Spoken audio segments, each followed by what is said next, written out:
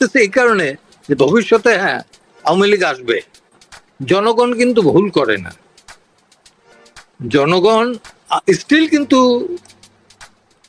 বঙ্গবন্ধুর প্রতি বা আওয়ামী লীগের প্রতি আনুগত্যতা, জনগণের ভালোবাসা এটা আছে, একদম স্টিল আছে, এটা সত্যি।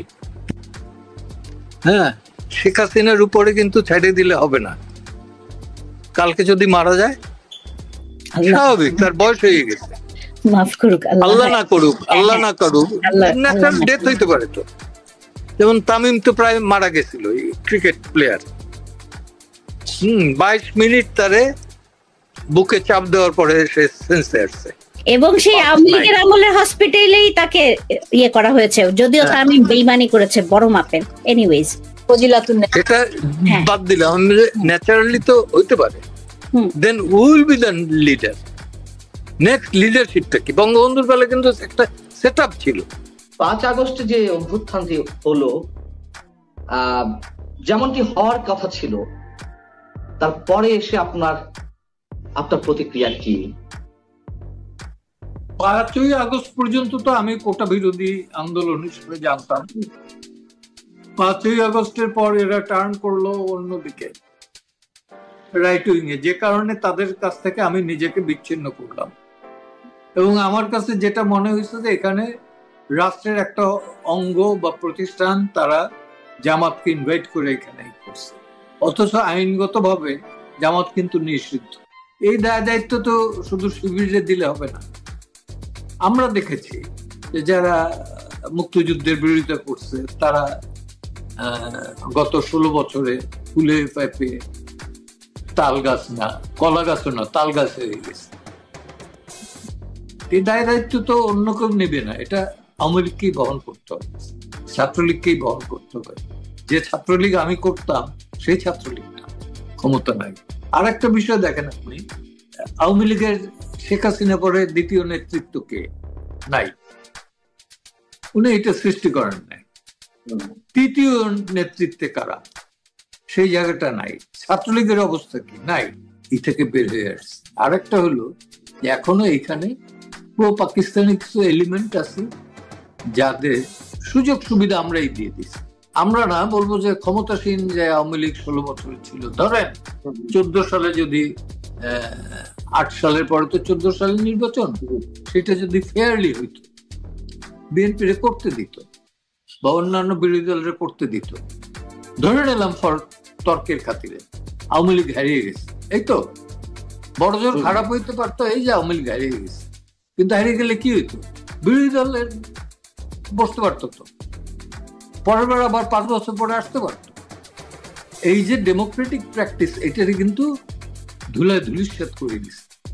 এবং যে কারণে অনেক আগের বিষয়, 18 গেল, 24 গেল, তখনও তো একটা ফেয়ার ইলেকশন দিতে পারতো, তাও তো করেন। এক্স্যাক্টলি হ্যাঁ।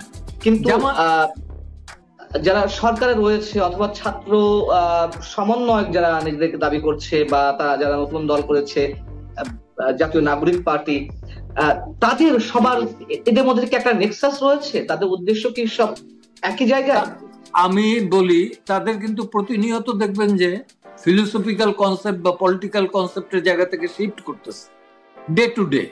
এক সময় বলছে যে 71 না 24, পরবর্তী বলেছে না 71 বাদ দিয়ে 24 না 71 এবং তারপর 24। আবার রিসেন্টলি দেখলাম যে বললো যে না বঙ্গবন্ধুর ছবি থাকবে, তারা বলে নাই। তো এখন এইখানে তো আমরা জানি যে এই যে নতুন পার্টিটা হইলো সেখানে মৌলবাদী শক্তি একটা আছে, এতে কোনো সন্দেহ নেই। এখন তাদের ওই মৌলবাদ কি বা ধর্ম সম্পর্কে কতটুকু আইডিয়া আছে, এটা আপনি একটা ভিডিও দেখলে পরে পাবেন যে নামাজে দাঁড়াইয়া তারা ডান হাতের উপরে বা হাত রাখছে। নামাজে গিয়ে যখন হাত বাঁধতে হয় তখন বা হাতের উপরে ডান হাত রাখতে হয়। আমি দেখি না কাউকে ওইখানে, কেন যেন এরা ওই ছবি করে দেখাইছে যে এই করতেছে, নামাজে কিভাবে দাঁড়াইছে। আমি নাম বললাম না, আমি এদের চিনি, ব্যক্তিগতভাবে চিনি, যে নামাজ টামাজ যারা পরে, ছাত্রদের কথা আমি বলতেছি, উপদেষ্টাদের, উপদেষ্টা সচিব, এদের মধ্যে ভুল হইতেই পারে, কিন্তু ইন্টেনশনালি হওয়াটা কিন্তু খারাপ।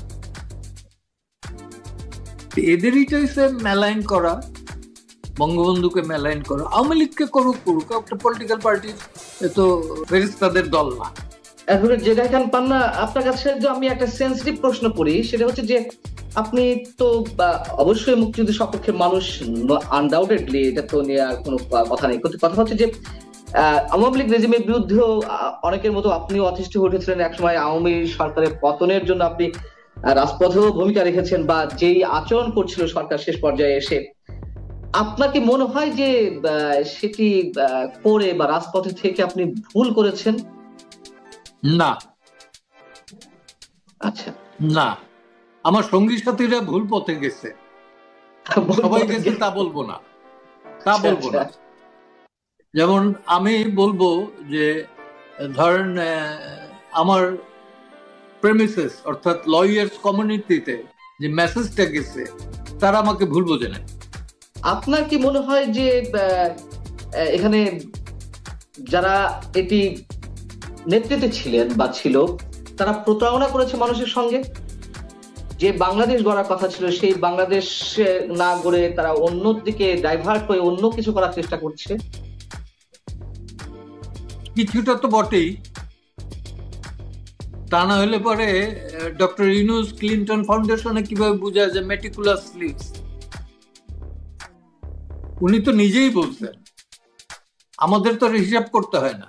এবং আপনি নিজে বলেন যে 5 তারিখে এদের মুক্ত হওয়ার আগ পর্যন্ত ডিবি হারুনের ওইখান থেকে স্টেটমেন্ট দিল যখন, যে মুভমেন্ট তারা বন্ধ করছে, কোটা বিরোধী মুভমেন্ট, তখন তো অলরেডি হাইকোর্ট থেকে অর্ডারটা আমরা পেয়ে গেছি। এরপর তো মুভমেন্ট কেন বন্ধ হয় নাই আপনার খেয়াল আছে কিনা, যে আমরা এই আদালতে দাঁড়াইয়ে সরাসরি বললাম যে গুলি বন্ধ করো, এই আর অর্ডারটা চাই। এবং এদেরকে ডিবি, আমি বলছি মিডিয়ার সামনে দাঁড়াইয়া, যে ডিবি অফিসে ডিবি হারুন কিভাবে ভাতের টেবিলে বসে এইসব কথাবার্তা বলে, এবং কোর্টে বলছে যে ওনারা কি মস্করা পাইছে নাকি এইটা। জি। তো এরপরে কিন্তু তারা মুক্ত হয় আমাদের এই আইনজীবীদের আন্দোলনের কারণে। মুক্ত হওয়ার পরই তারা হয়ে গেল, যখন এই গভর্নমেন্ট ফল করলো, সাথে সাথে শুনলাম বৈষম্য বিরোধী। কোটা কিন্তু তারা এখনো রাখছে বজায়। এখন তো সব জায়গাতেই কোটা আরো বেশি। হ্যাঁ, আরো বেশি। মুক্তিযোদ্ধা কোটা না, তাদের কোটা। জি, তাদের কোটা, এবং তাদের মনোনীত, তাদের কোটা, তাদের আয় ইনকাম, তারা নিজেরাই বলে। কে জানি বলছে মানি ব্যাগ ছিল না, এখন লাখ লাখ টাকা বের হয় কোত্থেকে। তো এসব প্রশ্ন তো দাঁড়ায়। এবং আর একটা জায়গায় পড়লাম যে 16 বছরের করাপশন যদি 6 মাসের সাথে তুলনা করা হয়, বড় বড় প্রজেক্ট যেহেতু নাই, সেহেতু করাপশন বড় আকারে নাই, কিন্তু ছোট আকারে যা হইতেছে সেটা অচিন্তনীয়। আপনি এটা মনে করেন কিনা, কোনটা? যে করাপশন আগের তুলনায় বেড়েছে? শেখ হাসিনা রেজিমের সময় যা ছিল, ছোট ছোট করাপশন সম্মিলিত করলে 15 বছরকে হার মানাবে, এরকম কিছু? আপনি কি, আরেকটা প্রশ্ন করি আমি, আপনি কি মনে করেন 15 বছর এরা টিকবে? না, গত 7-8 মাসে যা হয়েছে, না, যেটা হয়েছে সেটা তো অকল্পনীয় হয়েছে। এবং যেসব এনার্কি তারা সৃষ্টি করছে, 32 নাম্বার থেকে শুরু করিয়া বিভিন্ন মন্ত্রী, লোকজন, এদের বাড়ি অ্যাটাক, এদের গায়ে অ্যাটাক, এদের গণহারে মামলা, কারাগারে অত্যাচার, মানে বিয়ন্ড কন্ট্রোল। অর্থাৎ গভর্নমেন্টেরও এখানে কন্ট্রোল আছে বলে আমার মনে হয় না, কারণ অনেকের চিনি তো আমি। কিন্তু তাদেরকে তো রেসিস্ট করা হচ্ছে, যেমনটা আওয়ামী লীগ রেসিস্ট করেছিল। বিএনপি কিংবা জামায়াতের রাজনীতি করতে দেয়নি, ব্যানার নিয়ে নামতেও দেয়নি দীর্ঘ বছর। ঠিক ডিস্ট্রিবিউট করতে দেয় না। জি, একই চিত্র আমরা এখন দেখছি। রেসিস্ট করা এক ধরনের প্রবণতা এবং হুঙ্কার, নানান ধরনের হুঁশিয়ারি, তার মধ্য দিয়ে কি আপনি বলছেন স্বাভাবিক প্রক্রিয়াতেই আওয়ামী লীগের জায়গায় চলে আসবে? আমি তাই মনে করি, কারণ স্বাভাবিক ইসের ভেতর থেকে যদি না আসতে পারে তাহলে তেমনি শেষ। ব্যান্ড করলে পরে কোনো রাজনীতি কি ব্যান্ড করতে পারে নাকি? সারা পৃথিবীতে ব্যান্ড ছিল, কমিউনিজম ব্যান্ড ছিল, মার্কসের বই পড়া ব্যান্ড ছিল। সেই জায়গা থেকে বাংলাদেশকে নিয়ে আপনি আন্তর্জাতিক যে খেলাগুলো চলছে সেই মানে কোন পক্ষের জয় আপনি দেখতে পাচ্ছেন, মানে কাদের জয় হবে ইমিডিয়েটলি, মানে অদূর ভবিষ্যতে? অদূর ভবিষ্যতে জনগণের জয়। আরেকটা অভ্যুত্থান ঘটবে নাকি স্বাভাবিক প্রক্রিয়া নির্বাচনের মাধ্যমে ক্ষমতা হস্তান্তর করবে? নির্বাচনের মাধ্যমে ক্ষমতা হস্তান্তর হবে। তার কোন লক্ষণ আপনি দেখছেন? মঙ্গলবারও জাতীয় উদ্দেশ্যে ভাষণে আমাদের প্রধান উপদেষ্টা বলেছেন ডিসেম্বর থেকে জুনের মধ্যে, 2026 জুনের মধ্যে। কদিন আগে আবার তিনি বলেছিলেন যে ডিসেম্বর, তার আগে বলেছেন আবার ডিসেম্বর থেকে জুনের মধ্যে। তো তিনি কি তার কথায়, তিনি তার দলটাকে তৈরি করতে পারেন না এখনো। সে দলটা হলো এই যে কি এনসিপি, জাতীয় নাগরিক পার্টি। জাতীয় নাগরিক পার্টি। তো সেই এনসিপি এখনো সেইভাবে তৈরি হয় নাই। বেসিক্যালি তো উনি এটার হোতা। উনি যদিও দাঁড়াবেন না, আমার বিশ্বাস উনি দাঁড়াবেন, কিন্তু উনি চান যে এরা আসুক ক্ষমতা। তো সেটা আমার মনে হয় না যে সম্ভবপর হবে। এবং সে নির্বাচন, মানে আপনি আশা করছেন নির্বাচনের মাধ্যমে ক্ষমতা হস্তান্তর ঘটবে, কিন্তু তার আগে কি আরো অনেক ধরনের খেলা আমরা দেখতে পারবো? হ্যাঁ, অনেক ধরনের খেলা। কি একটা খেলা বলি, আওয়ামী লীগের পতন হয় যাতে, এতে তো বিএনপির একটা বিশাল ভূমিকা আছে। 15-16 বছর ধরে তো বিরোধিতা করে আসছে এই বিএনপি, তাই না? তো সে বিএনপি কি নির্বাচন এত তাড়াতাড়ি ছেড়ে দিবে? কোন রকমের নট এট অল, ছাড়বে না। আওয়ামী লীগ যদি ধরেন ব্যান করে দিল, আওয়ামী লীগ যারা করে তারা কি স্বতন্ত্র দাঁড়াইতে পারবে না? সেটা ঠেকাবেন কিভাবে? অন্য আর একটা দল নাম নিয়ে তারা নামতে পারবে না? পারবে।